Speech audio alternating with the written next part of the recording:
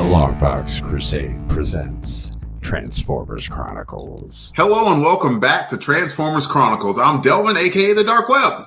In case you're new to the show, welcome. Let me tell you what this thing is all about. We're going for a wild, crazy ride, chronicling the awesome, wacky, and sometimes pulp fiction world of Marvel Comics, the Transformers. But I will not be going at it alone. Let's start with the founder of the LONGBOX CRUSADE, the acolyte to the Transformers world, the seeker of the matrix of knowledge. I feel like announcing you. I feel like A Knight's Tale, the Heath Ledger movie. When the guy is describing William, like he would say all of these things, like the teller of truth, the seeker of knowledge. Anyway, Pat Sampson, aka DJ Cristados, welcome to the show, Pat. How is your evening going? Well, it is going good now that I have things working. Had a little microphone issues, but we got it all figured out. I think it's just, some stuff I was looking for. I couldn't find anymore. I'm missing that matrix that I need to make my stuff work completely good together. Well, I got a substitute for you. It can just I'm on turn a quest the whole room into a better place. Yeah. The quest is coming. It's coming. Part one. We got the drama that set in, but we'll talk about that in a second. Let's go to the lesser half of Married Content. The Transformers librarian himself, his name is Jonathan Schaefer Hames, and Jonathan just had a birthday. He told me. Happy birthday to you, John. Thank you. I won't ask you to tell the listening audience what birthday it is. Some people are secretive about that sort of thing, so I won't ask you that. It's 1 year more than it was last year. N plus one, yes, a little algebraic equation there. How is your evening going? How's your birthday? Tell me something. Let's see. Birthday was good. Let's see. What could I tell you though? Well, let's see. It was 9:24 p.m. on a Monday night. I had gathered together with the two usual fellows as we sat down together, ready to look into the deep details of this. I was waiting for a woman to walk in so I could describe her in terms of that, but didn't happen. There needed to be a saxophone playing, and there isn't a woman tonight because Maggie is not with us, but I'm certain she will return soon. Mm-hmm. But we do have the original three. Like all those years ago, it started. It was just you and Pat and me. Every now and then we get back to the core here. Every now and again we get back to the core three, and we do so. We got a pretty good issue to talk about. Oh wait, you know what? Should I talk about something about myself? I hadn't got that part on the script yet. Oh, go to it. So, Delvin, anything new, interesting happening in your life? Is it transformed in any way? Nope. Right. Things are just about the same here. I started recording some videos and stuff of like me working out in the gym and just saying random things to it. And I actually have people say, "Hey, we like when you do that." Actually, the coolest thing that happened was one of my friends, Jamie.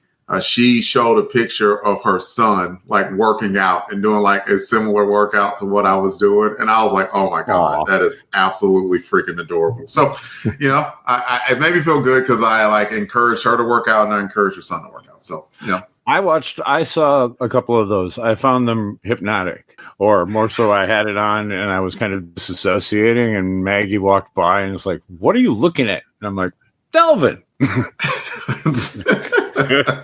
And she was like, oh, okay. I'm Delvin's butt. Yeah. Yes, a picture of my gigantic behind while I was on the cable squat machine. But enough of my gigantic behind. We have Transformers to talk about. The purpose of this podcast will be tackling all of Marvel's Transformers comics in order, starting with issue 1 and working our way to the series end at issue 80. Let me stop here. Actually, I just want to say a quick rest in peace to Jim Shooter. Jim Shooter passed away recently as of this recording.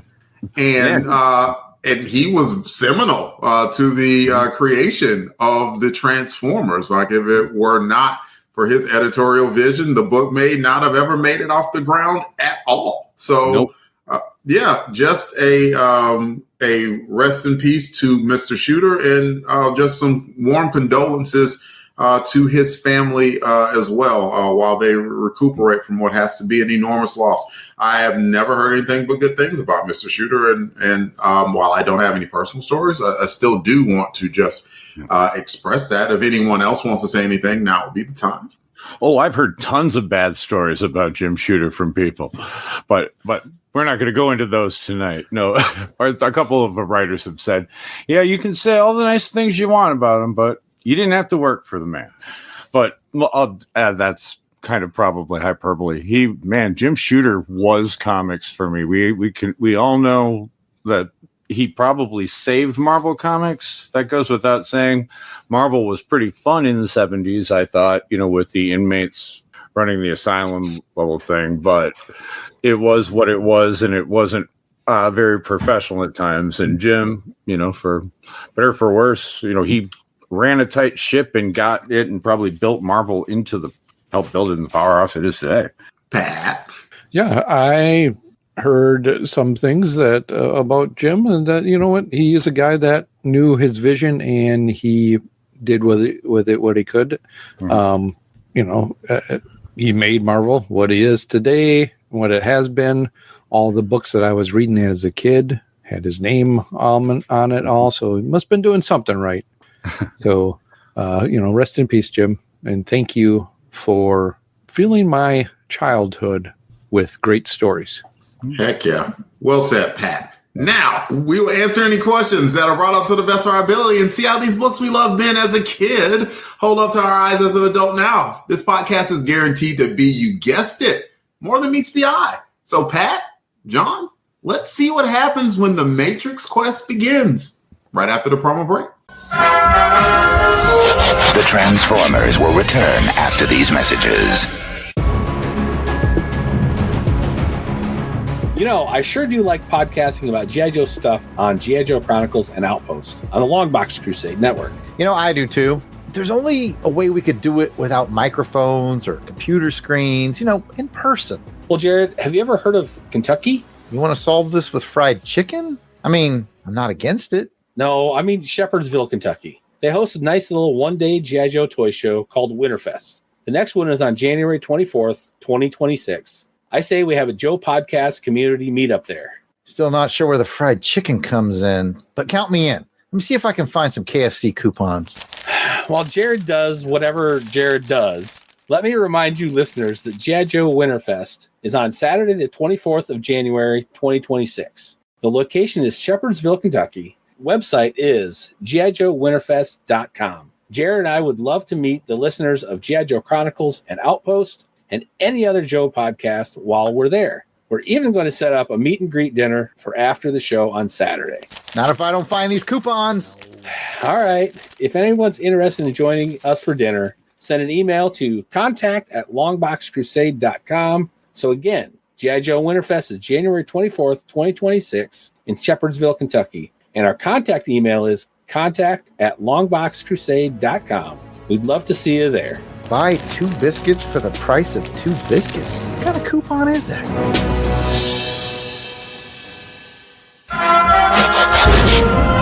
We now return to the Transformers. Welcome back. Issue we will be covering today is Transformers issue 62, and here is John with the cover description.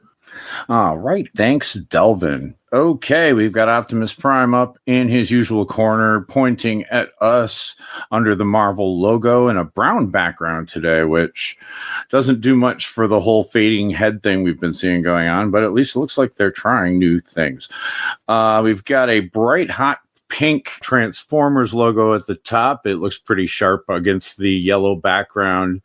In the upper right, we see that this is part 1 of 5 of something called Matrix Quest. I imagine we'll get into that later. What we're looking at is it seems to be as if we were looking at a kind of somebody's desk with a bunch of things like scattered out on it, like a it's supposed to be a detective thing, although it comes across as kind of like if you were, I could see a G.I. Joe cover being like this, where you were like seeing somebody's in, but on there's an electron microscope, some sort of tape recorder. We are looking at as if it were a picture taken of a comic at an angle, which is called Bird of Prey, which is a thriller, and it is published by Timely Publishing and costs 10 cents. On the cover of that, we've got 3 Autobots, Nightbeat, and the other 2 that are featured in this one, who are all dressed in trench coats.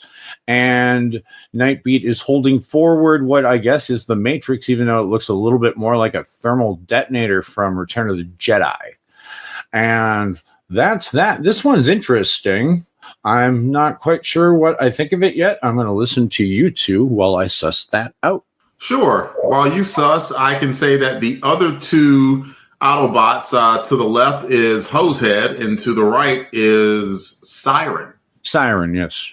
And it's an interesting cover. I like it. It's intriguing, and if I'm not mistaken, Timely Publishing used to be the name of Marvel Comics back in the day. So I guess if anything, that's telling you that this is, to me, just everything about this cover kind of tells you that this is going to be a little bit of an offbeat story. And so it's an offbeat story, but the artwork in it was, I think, simple enough and good. And the cover idea itself was very inventive. So I liked it. What about you, Pat? I think you nailed it on the head there with the offbeat story or offbeat cover, because this is different than what we've seen recently and somewhat in the past. I like it, though. I like the call outs to, Timely Publishing. That was really neat to see for those in the know at the time.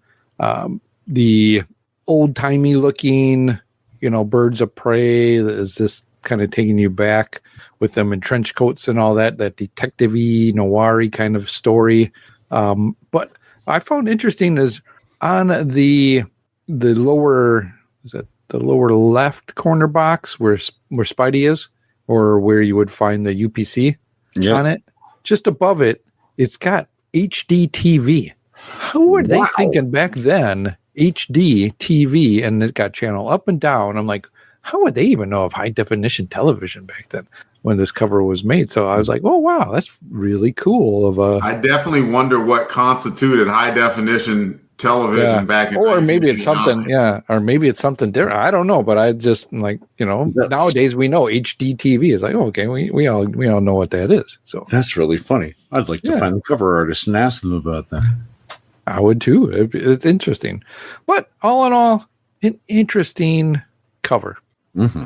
Well, John, you've had enough time to suss, I hope. I'm with you. One more thing. One more thing. Sorry, Bob. John did mention that's a detonator from Star Wars. I agree. Yes. I think it's funny that you said, one more thing for a detective story here. Columbo. I'll get it. Oh. I think I remember. I now realize why this reminded me of a G.I. Joe. It reminds me a lot of the Origin of Snake Eyes cover that had this sort of thing. It showed like his dog Dave Dossier and things thrown down on that, and that's kind of reminds me of this. I like this. I agree with you folks. It definitely fits the offbeat nature of the show or of the issue rather. The the hot pink on the yellow looks really slick in a way that's hard to really convey, but it looks good. And I'm looking at the original color scheme too. So I like it. Should we rate it? We should. John sussed it. Pat had his comments. I went first for the first time. Oh, there's all sorts of weirdness going on in addition to this cover. But so let's rate it 1 to 10, right? That's what we do. Maybe I should have said 10 to 1 since we're doing everything all weird and stuff. But Pat, what would you rate the cover of Transformers issue 62? Oh boy, put me on the spot as the first one. So, I think I'm going to have to rate this one. I'll do it at a 7 for right. Yeah. I mean, yeah. Yeah, that's fine. There's no right or wrong answer. You're entitled to your opinion. feel like it deserves better just because now that I read the story and it will be one that I will remember, what the story kind of is in this one. So, but I'm sticking at a 7. Okay.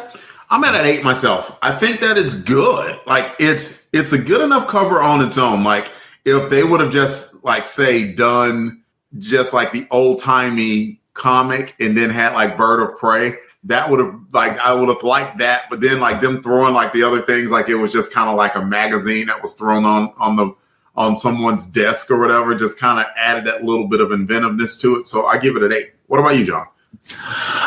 Yeah, I'll give it an 8 too. I was thinking it's a very high 7 to the extent that I have to basically round it to an 8.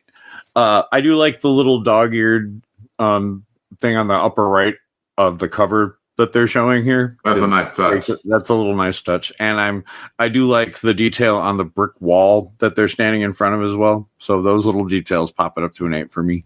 Nice. Pat, do you want to join us at an 8? You know, you feel no, but you know, I think if they would have just done that cover that's on that book as the main cover, I thought it would have been cool. Okay. Nice. You know, so, you know, 2 cool guys. You know, I'm not going to do it. It can be 2 cool guys. 1 cool guy at a 7. Whatever. You know what? While you're on the mic, go ahead and read the credits for the issue. All right, Delvin. Well, I'm glad you asked. You got to get there. Okay. Today we are covering Transformers issue number 62. Its on sale date was November 28th, 1989. Another summer for 1 more month. Cover date was January 1990. Cover price is $1. Story is by Simon Furman. Art, Jeff Sr. Colorist goes to Nelson Yamtab. Letters go to Jim Masara. Editor is Don Daly. Cover credits are done by Rod Ramos and Elliot Brown. And this is all brought to you by Mike's Amazing World and tfwiki.net. Thank you for that information. And back to you, Delvin. And for whatever reason, I just wanted to add this, that one of the rare times that Mike's Amazing World made a small mistake. For whatever reason, the cover credits were given to Paul Abrams. I don't know who that is. And I was like, and I saw it and I just happened to squint at the cover. I was like, I can definitely read a Ramos. And there was another name. And so I went to just Google it. And good old AI told me the cover credits for Transformers issue 62. So there you go. Proof positive that AI is good for something. Let's get to the synopsis. It is a world transformed, where things are not what they seem. It is the world of the Transformers. The Transformers, more than meets the eye. Autobots wage their battle to destroy the evil forces of the Decepticons. The Transformers. The Transformers from Marvel Comics.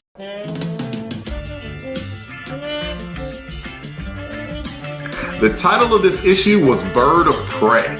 After the events of last issue, Optimus Prime dispatches Nightbeat, Hosehead, and Siren to the planet Pizzazz to begin searching for the Creation Matrix. You know, the Creation Matrix, the thing Optimus Prime once had, but he died, and Autobots did a Viking funeral for him and blasted his body off into space with the Matrix, a tangible thing inside of his body. And apparently, the only thing that can stop the rapidly approaching Unicron from destroying Cybertron? The search begins on Pizzazz, a once vibrant planet turned violent and gray. The Autobots stumble onto a gang war and then a mysterious statuette of a bird of prey. Several parties are interested in the bird, to include a mysterious mechanoid gang. And while Hosehead and Siren ascend a mountain to find an object that seems very similar to the Matrix, Nightbeat eventually catches up to the crew of that bird that turns out to be the thing that knits the planet back to its former state of beauty. All's well that ends well, right? Nah. The mechanoid gang turns out to be Decepticons, who ambush the Autobots. These Decepticons are led by Thunderwing, and he intends on interrogating the fallen Autobots to find out exactly what the heck the Autobots are searching for by any means necessary. So let's talk about the book. On Transformers Chronicles, we have a discussion about stuff, so that's what we're going to do now. Who wants to start us off? John, Pat, anybody just anxious, champing at the bit to talk about Transformers 62? John nods his head. Go for it. I got a bunch of stuff, so I might as well just throw all of this into one thing because otherwise I'm going to forget some of it. This is a bit of a homage slash bit too much of an homage of the Maltese Falcon. Either of you two have seen that movie? No, I've heard of it, but I didn't think either of you would have seen that movie. That's why I made sure I was on this episode, because otherwise you would have gone through the whole thing and never would have mentioned it, and then somebody would have sent you a thing for Transformers. Transmissions. That was the one I got. And then you would have been like, wow, I guess we learned something. And I'd be sitting at home going, I wish I'd been on, but now I don't have to. Anyway, Maltese Falcon. There's a little homages to it there's on content page 2, there's a giant billboard of Humphrey Bogart. It looks a lot like him. He's played the Sam Spade in that movie. Hang on, they're all actually the wiki. I just double checked on the Transformers wiki just to make sure I hadn't missed any of them. So, and they put them all together here. It was so. Here are the references to the Maltese Falcon. Nightbeat's initial encounter with Baghdad's thugs occurs beneath a billboard featuring what appears to be Humphrey Bogart.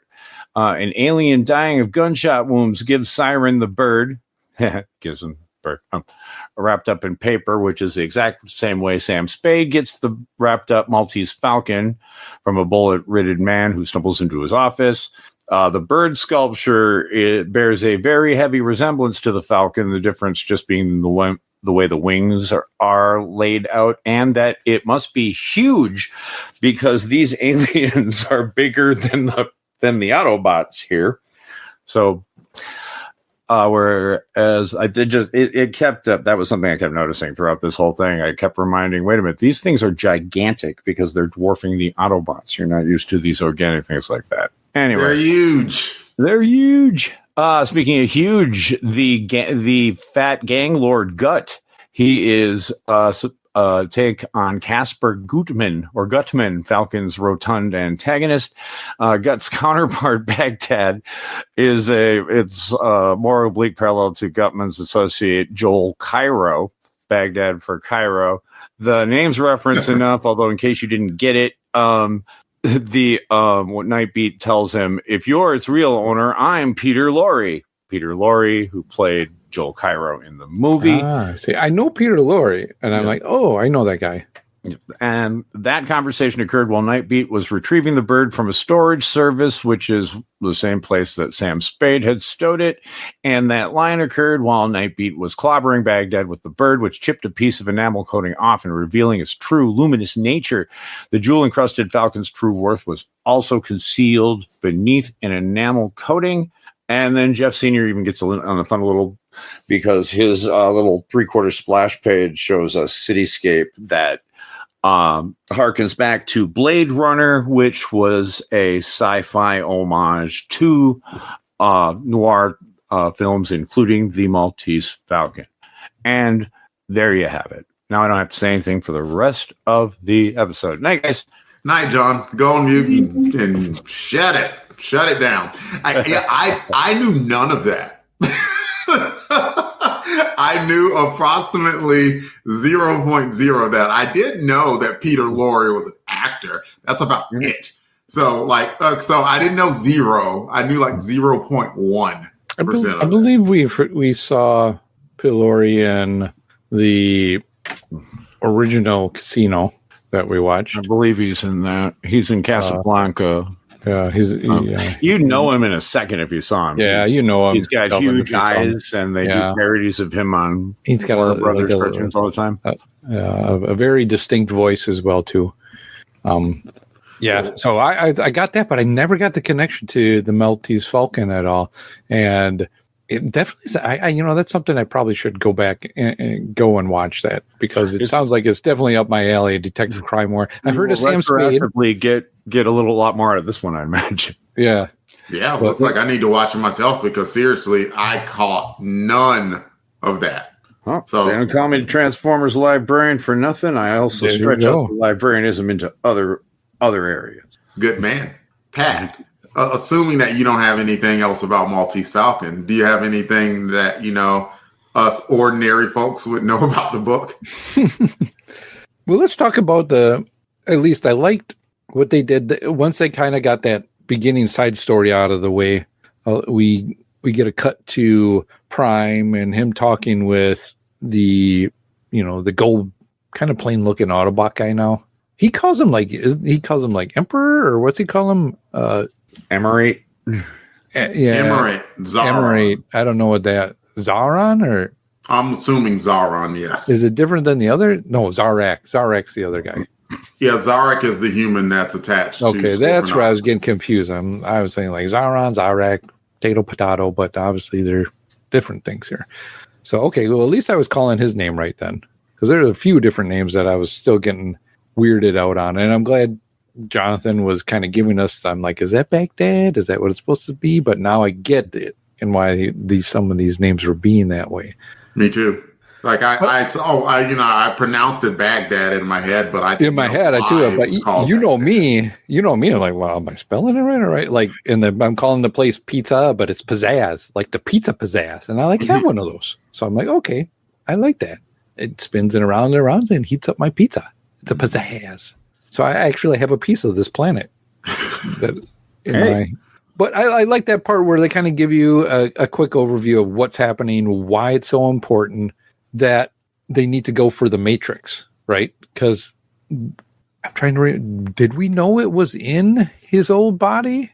Or was this way of kind of is this their way of kind of telling you something like a rehash? So this is I know John's going to have some probably more educated stuff to say. I'll just say what I know from experience. Like, yes, the creation matrix was housed within Optimus Prime. We all knew that, but like what Optimus was saying is, wasn't it? Yeah, it was in his chest, and it was like a big a whole thing housed in his chest.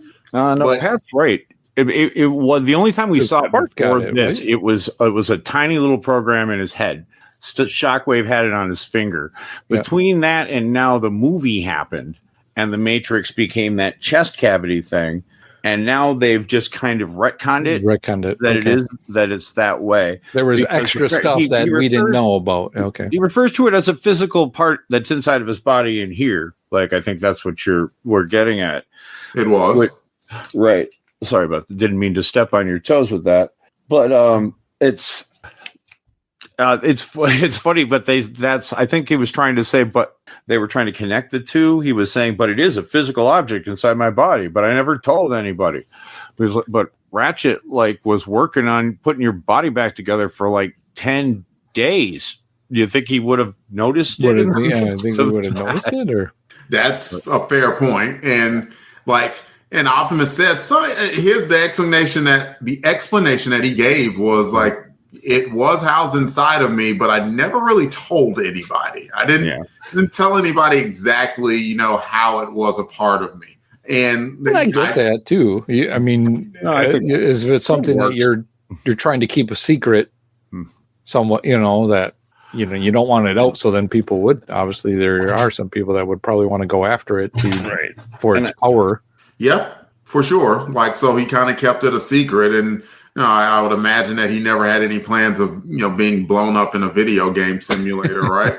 That part happened, and so now I do think it's a clever piece of writing. Mm-hmm. Then that's what I want to say about it. I think it didn't go overboard with it. It just within 2 pages, it gets right to the point. Within the 6 panels, 12. Let's say 12 panels or whatever, they got the story down and you understand it now. And like me, from reading it from the beginning, I'm like, okay, I get it. You're keeping it to yourself. I remember it as this part because I remember one of the kids, Spike or somebody, or not Spike, but what's his name? Buster. Buster got it somehow. I think it can still work. I mean, it still works this way. The thing, you can say that the real thing is housed inside of his body. That chip he was holding might have been just some access port or something he was holding. And Bob's your uncle, and here we are. Yeah. But anyway, I I like that they put it together like that, and it's like, okay, here it is. All right, let's go. I get it. Let's move forward. Yeah, you got your mission statement, right?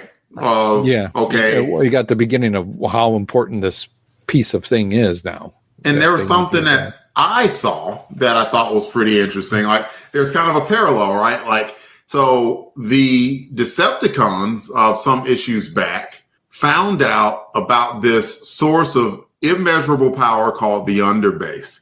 And they knew nothing about it until the Autobots the Autobots knew nothing about it until they kind of haphazardly stumbled upon it. Right. Because if you remember, for the longest time, the Decepticons were really in on that search. And only until Buster Witwicky pulled them into it were they able to even find out about the Underbase, right?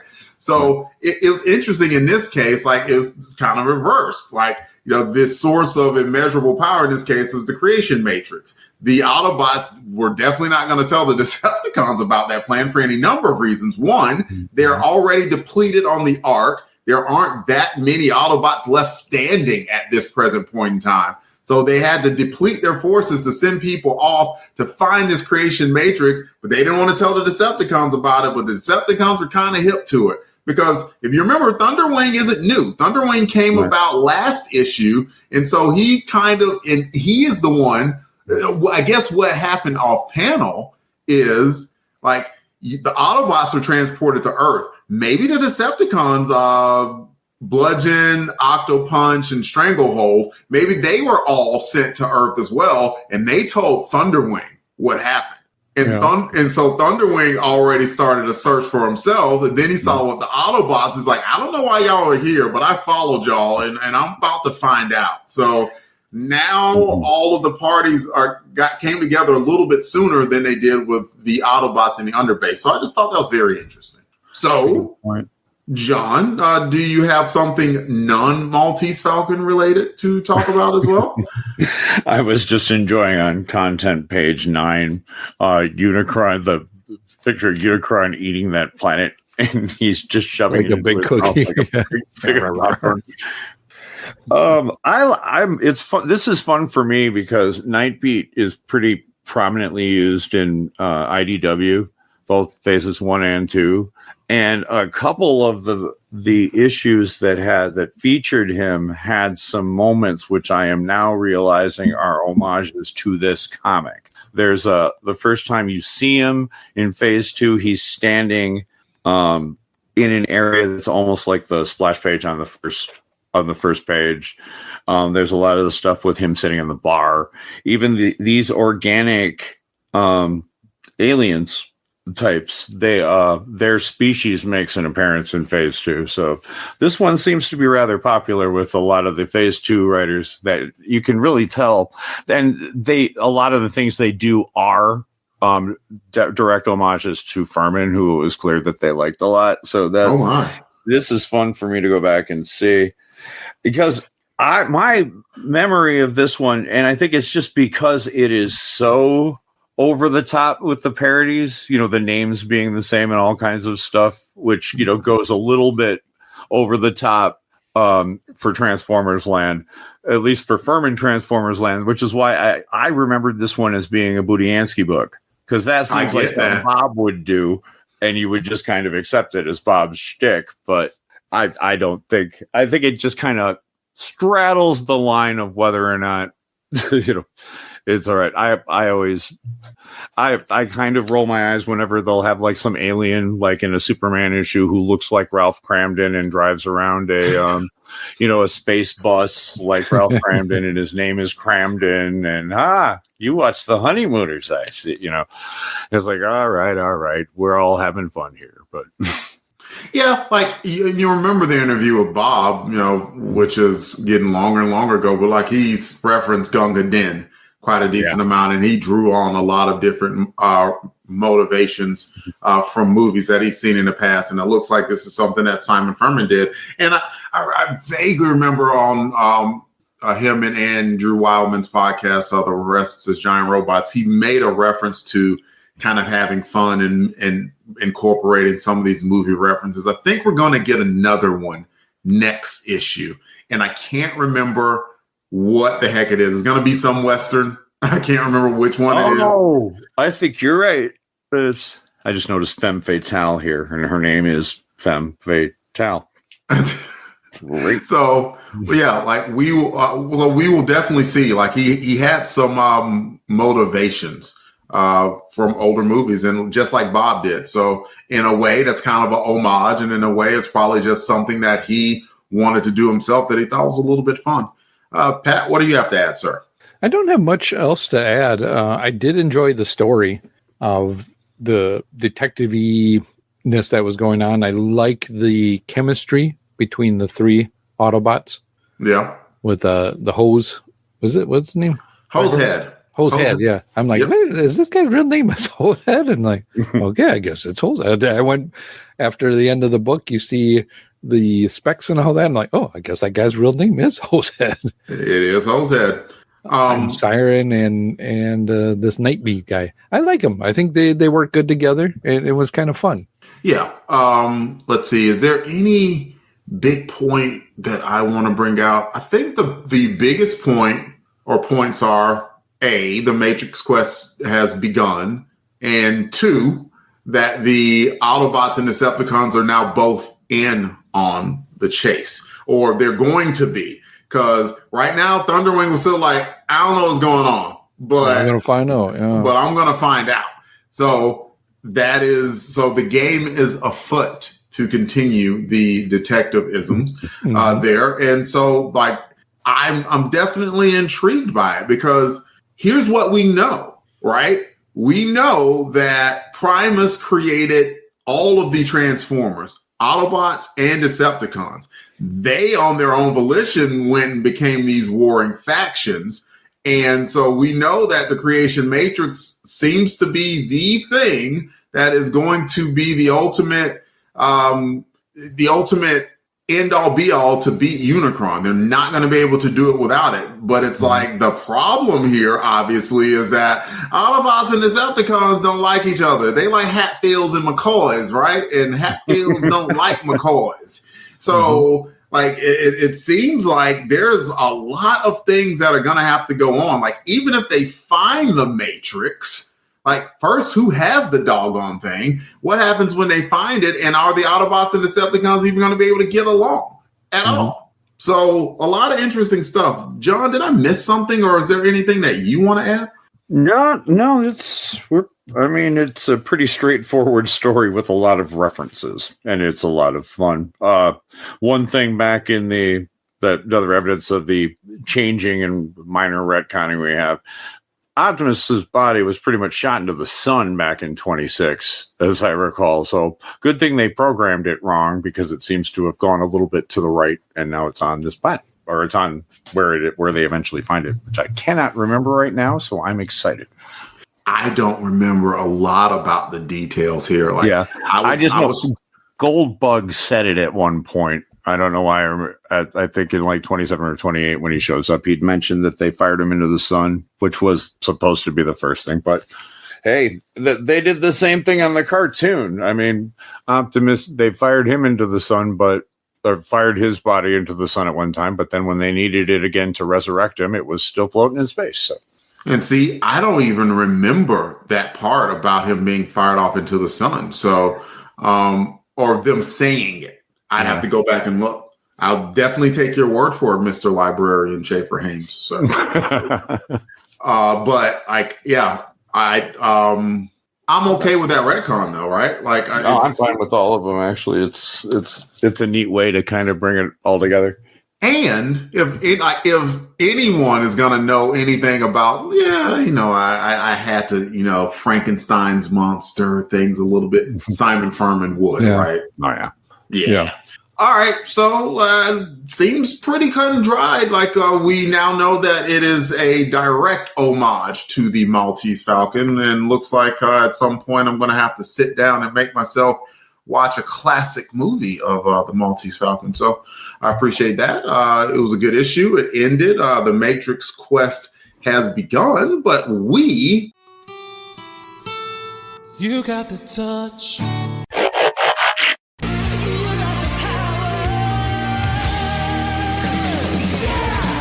All are not quite finished yet, we should probably move on to Who Had the Touch, where we talk about which character in the book stood out the most. Autobot, Decepticon, Baghdad, Gut, who might it be? Have we started with John yet? I don't think we have. John, who had the touch? I was going to give it to Hot Rod just because he was on 2 whole panels and he managed to not get anyone killed or almost killed. So good. Yay!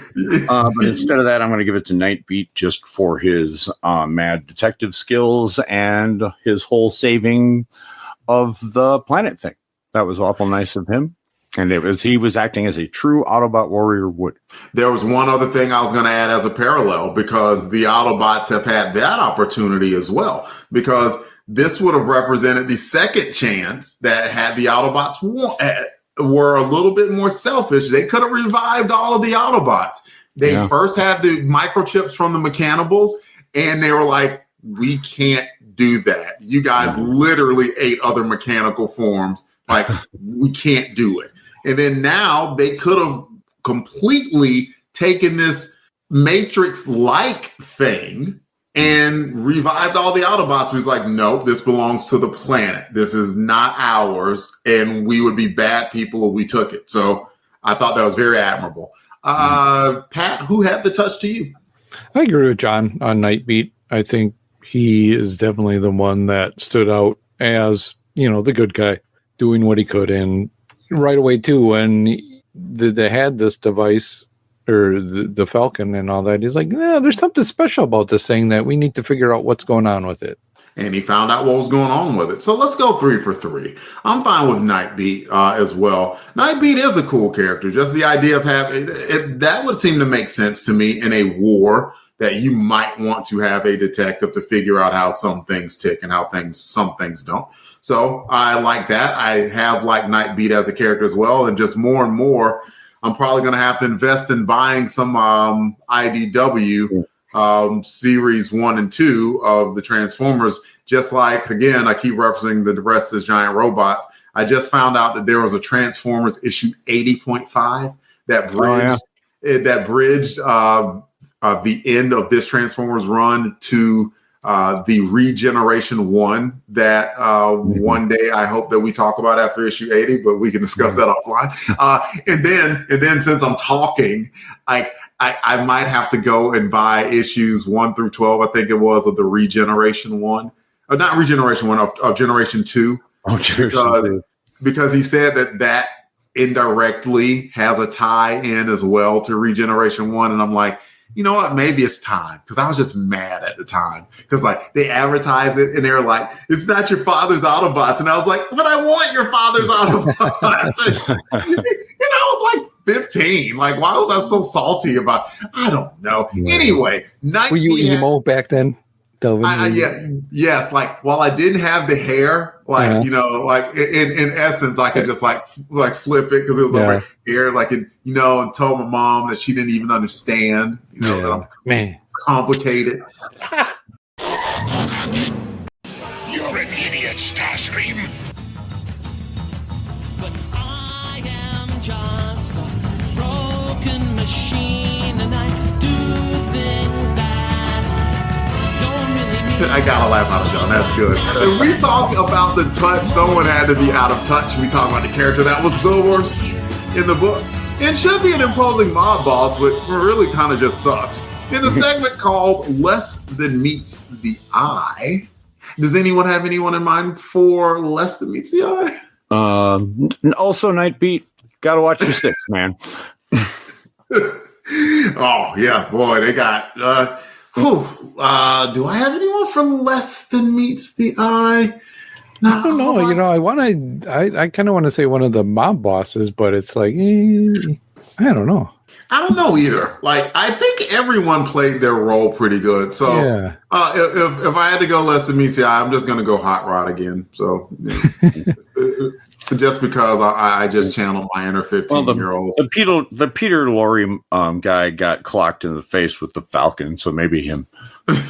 Baghdad instead of Baghdad, like the guy that was just like he almost reminded me of Sammy Davis Jr., kind of like how. Okay, Let's rate the book. Transformers 62, 1 through 10. I don't know if I'm going first or not. I'll go. I think it was a fun. I thought it was a fun story and a good offbeat start to the Matrix quest without knowing anything about the Maltese Falcon. So so that standalone made me smile. So that's good. I'm same as the cover in Venom. I give it an 8. What would you rate Transformers 62? I think that's a good way of putting it as well, too, Delvin. Not knowing anything that this was an homage to the Maltese Falcon, I thought it had to be somewhat with some detective-y stuff, just because I did notice, that in that front splash page there was a detective-looking guy, and that's obviously Sam Spade, I guess. And then just how the story went and played through, it was short, but it got to the point of everything. And so I add an 8 as well. I liked it. And I'm surprised, this is the beginning to some big quest, but okay. Yeah. It's kind of interesting way of doing it. John, what would you rate the book?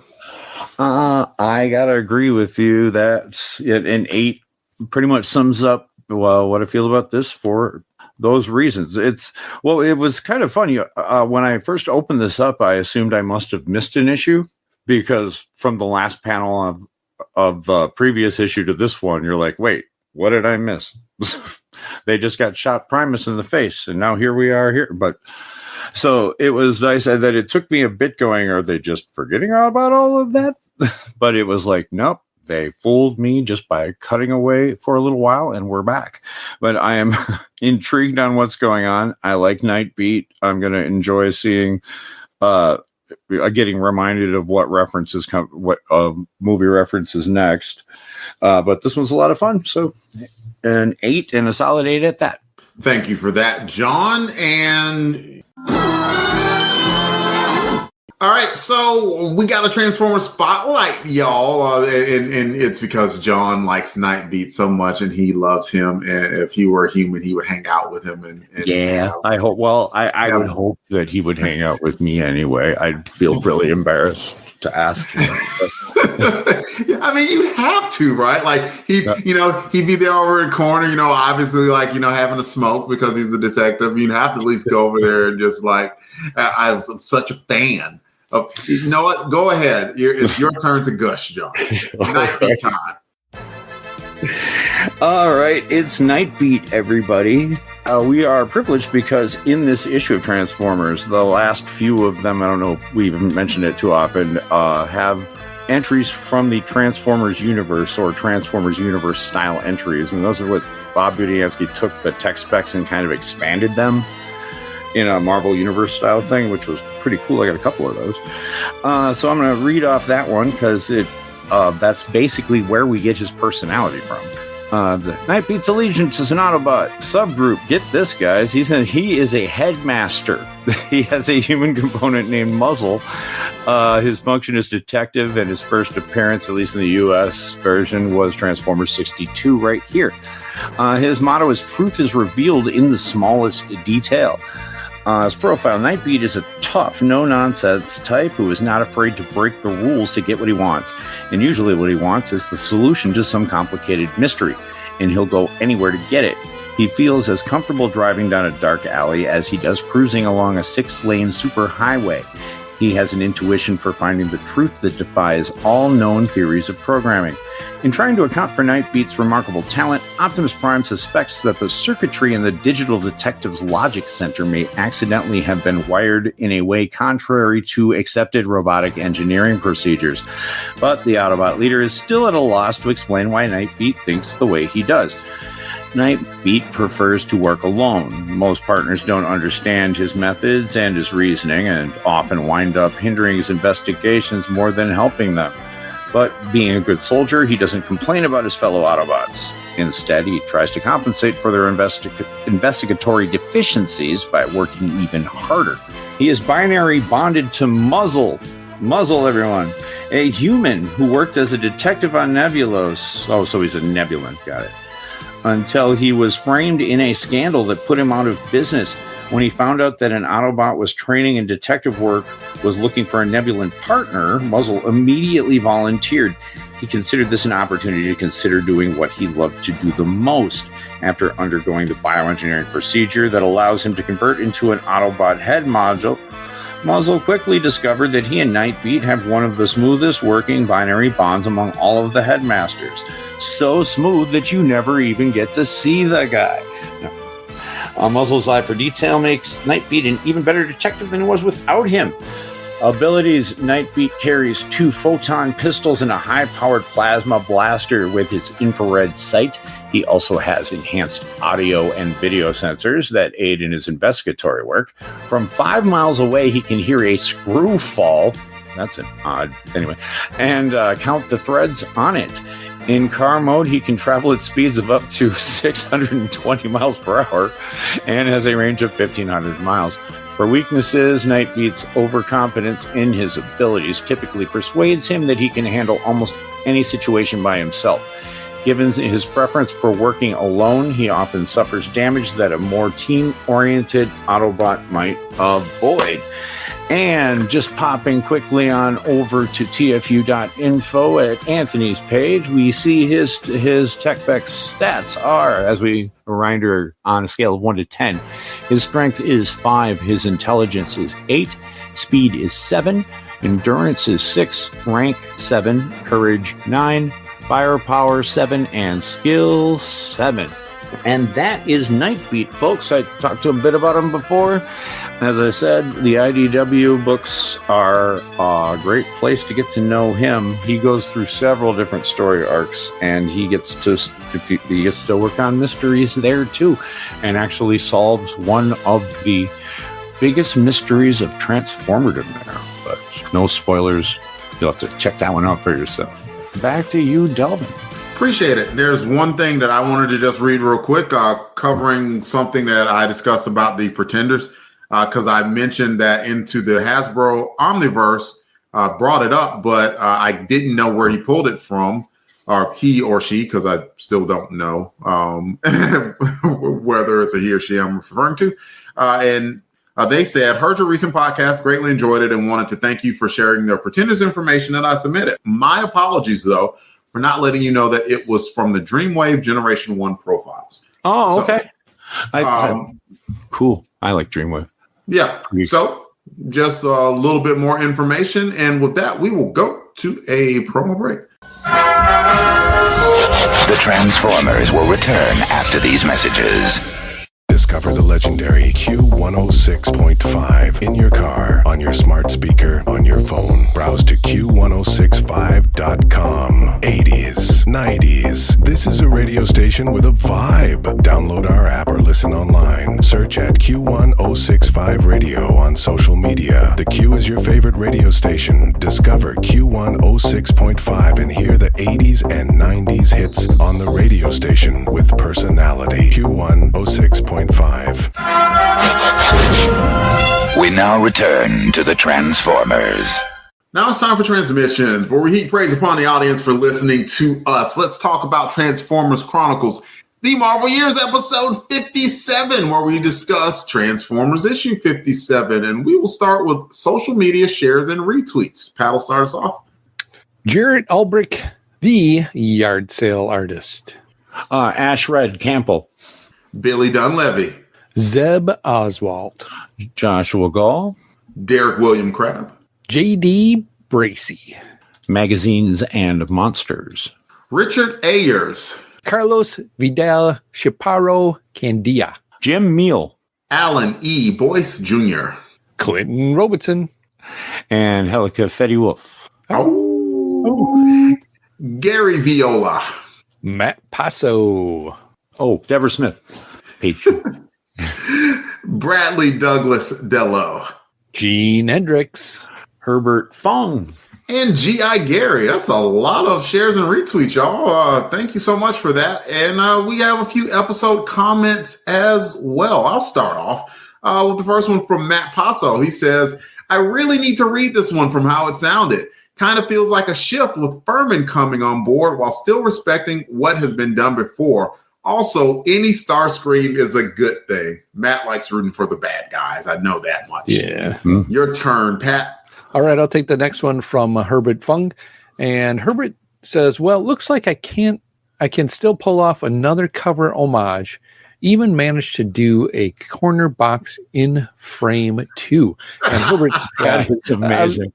Herbert's always good at making these homages with the toys in that, and he does got the little Prime just kind of standing there up in the corner. I like it, and he's got the Megatron just blasting away at Ratchet. So very well done. I appreciate it, Herbert. We always look forward to this. Those are great. Derek Bergquist says, ugh, Megatron again. Just the worst. And blowing up Ratchet, I remember the issue too well. Megatron is the worst in the best way. Like, it just, like how Simon wrote him. Like, again, I loved, like, Megatron was just an absolute menace, man. I mean, too bad he's dead and he's never coming back again. But that's true. Yeah. Here or any other comic. Yep. Rest in peace, Megatron. In any event, G.I. Gary says, gotta agree with you guys. This book was a very good one. Truly, truly was. That was just a great start for Simon and in the book. Last comment is yours, Pat. All right. It is from SSB at SSB0. And they say, I loved Transformers as a kid and rarely bought comics. But when I saw this issue, I had to have it.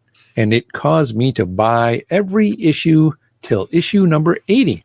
Looking forward to seeing more of Megatron and Ratchet together in future issues. Laughy smiley face. Laughy smiley. If we happen to miss a few comments, we apologize. Why are you guys laughing? No reason. More than meets the eye. No. It's certainly a good problem to have, but we absolutely don't want to forget to recognize anyone. Just ping us on Twitter, Facebook, Instagram, and we will correct it in the next issue.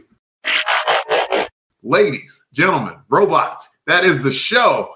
Please come back and join us for the next episode where we discuss Transformers issue 63, where the Matrix quest continues with what looks to be a Western-style adventure. If you'd like to hear more from us, the Longbox Crusade, we're a lot of places, y'all. Anywhere you can find most podcasts, you can find Longbox Crusade. Or if you're looking for specifically Transformers Chronicles, you can find us too. So, while I absolutely recommend Longbox Crusade and all that we have to offer, if you just want to focus on Transformers Chronicles, it's okay, and you can do that too. We are out there. You can find Longbox Crusade as a podcast on Twitter, Facebook, Instagram as well, and Patreon. We have a Crusaders Club that you can join us for $1 a month. YouTube channel as well, Longbox Crusade. You can subscribe there. We have to do a live stream once a month. We have a lot of live content as well, or live streams as well. And we drop podcast content there to include Transformers Chronicles on YouTube. Come check it out. There is a voicemail also that you can leave us a voicemail, and your voicemail comments will make it onto the show. 707-532-5269. That is 707-532-LBOX. Pick up the Matrix phone. If you can find it. If you can find it, pick it up. And you can also email us at contact@longboxcrusade.com. John, it is your turn to tell everyone where you can be found on social media. My wife Megan and I do Married with Content podcast, where we do talk about content. Usually it's nerdy, often comic book or cartoon related. Sometimes that content is called the Rod Pod, and that's when John N. Wilson comes over and we cover the IDW Phase 2 Transformers comics in order. To find us, just set your podcatcher to find MWC podcasts or Married with Content podcasts or Married with Comics podcast. You'll usually find us too. And yeah, that's it. What about you, Pat? Where can you be found? Well, Donald, I'm glad you asked. You can find me on the X at Christatos01. Delvin, where can you be found? Mostly on Instagram and Threads. Delvin Ray is where you can find me there. See y'all next time. And remember, freedom is the right of all sentient beings. Till all are one. Till all are one. Here's looking at you, kid. Till all are one. You got the touch. You got the power.